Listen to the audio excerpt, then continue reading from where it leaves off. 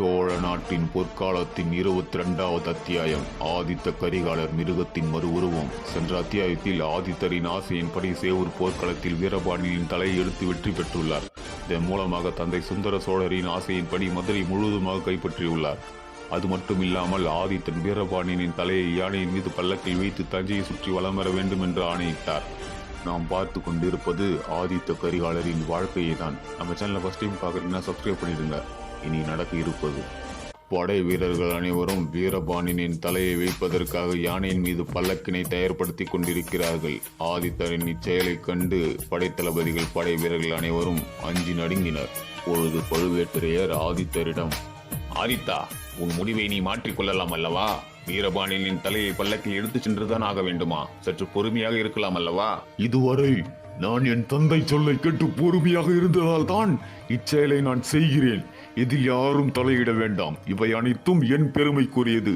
இனி வரும் காலங்களில் ஆதித்த கரிகாலன் என்றால் எதிரிகள் அச்சப்பட வேண்டும், அஞ்சி நடுங்க வேண்டும். பழுவேட்டரையரே, எமது பாட்டன் ராஜாதித்தனில் தொடங்கி அரியணையில் அமர்ந்தவர்கள் அனைவரும் ராஷ்டிரகூடர்களை எதிர்த்தும் பாண்டியர்கள் எதிர்த்தும் பல முயற்சிகளை எடுத்தார்கள்.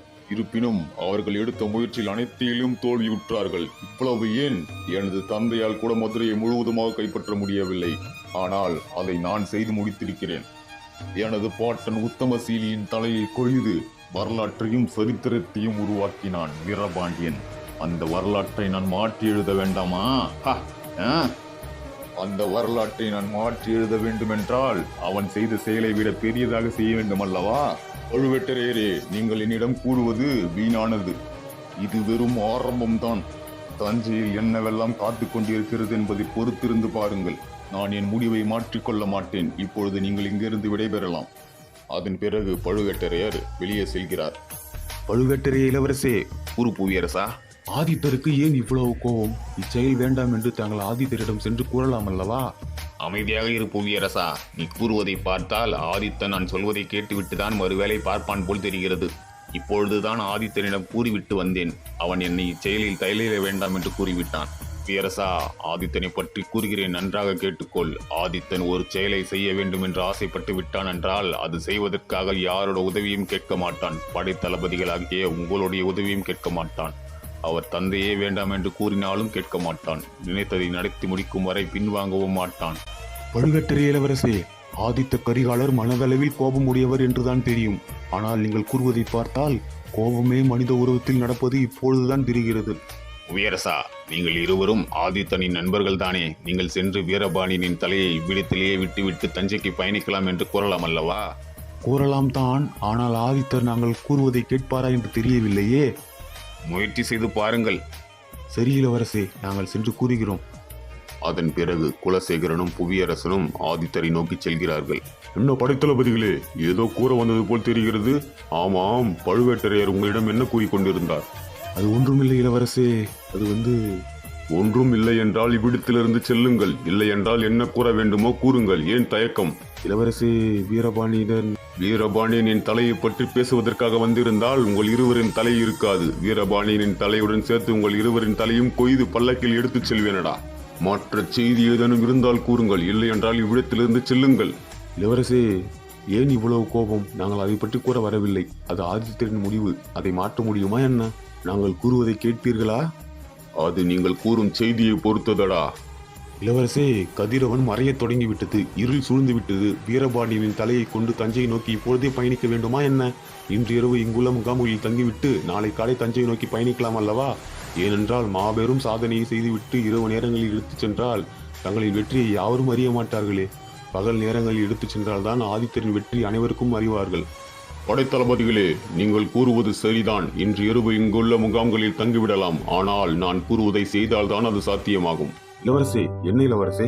இப்பொழுதே காவலாளி சிலரை தஞ்சையை நோக்கி பயணிக்கச் சொல்லுங்கள். இப்போரில் வெற்றி பெற்ற செய்தியை என் தந்தையிடமும் மக்களாகிய அனைவரிடமும் தெரிவிக்க வேண்டும். நான் தஞ்சையில் கால் வைக்கும் பொழுது தஞ்சையை திருவிழா போல் காட்சியளிக்க வேண்டும். புரிகிறதா? புரிகிறது இளவரசே. இப்பொழுதே காவலாளிகளை பயணிக்கச் சொல்கிறோம். குலசேகரா, கூறு புவியரசா. நீங்கள் சென்று காவலாளிகளை அழைத்து வாருங்கள். குலசேகரா, என்ன ஆயிற்று? ஆதித்தன் ஒப்புக்கொள்ளவில்லையா? பழுவேட்டரையரே, அவர் என்னை கொல்லவில்லையே. அதை பற்றி சிந்தியுங்கள். ஏன் குலசேகரா, என்ன ஆயிற்று? நான் அவரிடம் கூறுவதற்கு முன்னரே அவர் என்னிடம் கூறிவிட்டார். அப்படி என்ன கூறினான் ஆதித்தன்? வீரபாண்டியனின் தலையை பற்றி பேசுவதற்காக வந்திருந்தால் உங்களின் தலை இருக்காது. வீரபாண்டியனின் தலையுடன் சேர்ந்து உங்களுடன் தலையும் பல்லக்கில் எடுத்துச் செல்வேன் என கூறினார். அதன் பிறகு என்ன கூறினீர்கள்? பழுவேட்டரையரே, கதிரவன் மறைய தொடங்கிவிட்டது, இருள் சூழ்ந்து விட்டது. இப்பொழுது வேண்டாம், நாளை காலை தஞ்சையை நோக்கி பயணிக்கலாம் என்று கூறினோம். அதற்கு அவரும் சரி என்று கூறிவிட்டார்.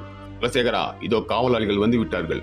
காவலாளிகளே, நீங்கள் இப்பொழுது தஞ்சையை நோக்கி பயணிக்க வேண்டும். இங்கு வெற்றி பெற்ற செய்தியான அனைத்தையும், காவலாளிகளே புரிகிறதா? அனைத்தையும் மன்னரிடம் தெரியப்படுத்த வேண்டும், மக்களிடமும் தெரியப்படுத்த வேண்டும். ஆதித்தர் தஞ்சையில் கால் வைக்கும் பொழுது தஞ்சையை திருவிழா போல் காட்சியளிக்க வேண்டும். அதற்கான ஏற்பாடுகளை செய்யுங்கள். இது ஆதித்தரின் கட்டளை, புரிந்து செயல்படுங்கள். இதில் ஏதேனும் தவறுகள் இருந்தால் அதற்கு நான் பொறுப்பல்ல. ஆதித்தர் என்ன செய்வார் என்றே தெரியாது, புரிகிறதா? குலசேகரா, இது ஏன்? இதுவும் ஆதித்தரின் கட்டளை தான். இங்கு ஓய்வெடுக்க வேண்டும் என்றால் இதை நீங்கள் செய்தாக வேண்டும் என்று கூறினார். சரி, அப்படி என்றால் வெற்றியை இங்கே கொண்டாடிவிடலாம். உணவிற்கும் சோமரசத்திற்கும் ஏற்பாடு செய்யுங்கள்.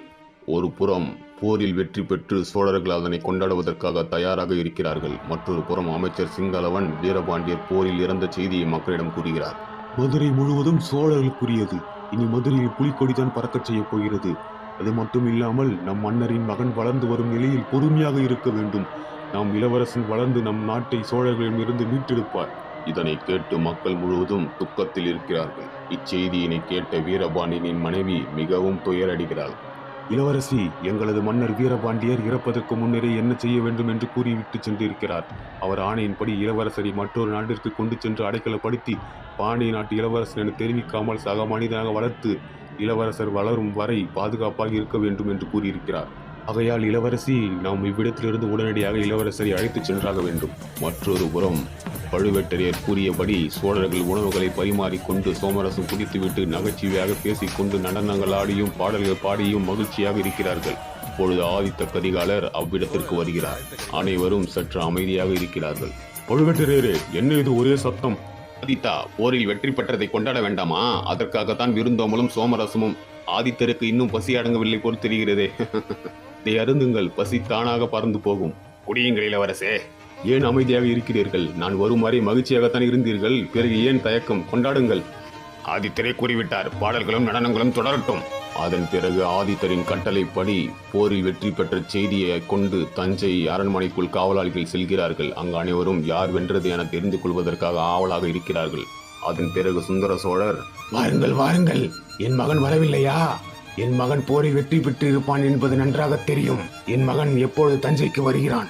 அரசே, இளவரசர் ஆதித்தர் போரில் வெற்றி பெற்று மதுரையை முழுவதுமாக கைப்பற்றி புலிக்கொடியை பறக்கச் செய்து விட்டார். ஆனால் யாரும் எதிர்பார்க்காத செயலை செய்திருக்கிறார். காவலாளியே, என்ன கூறுகிறீர்கள்? அப்படி என்ன செய்திருக்கிறான் அவன்?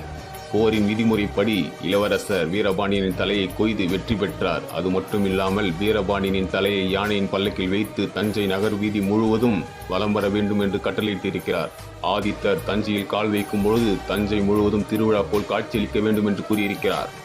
காவலாளியே, என்ன கூறுகிறீர்கள்? ஆதித்தன் எப்படியெல்லாம் செய்து கொண்டிருக்கிறான்? ஆம் அரசே. இப்போர் முடிந்தவுடன் கோபங்கள் குறைந்து சக மனிதனாக இருப்பான் என்று எதிர்பார்த்தேன்.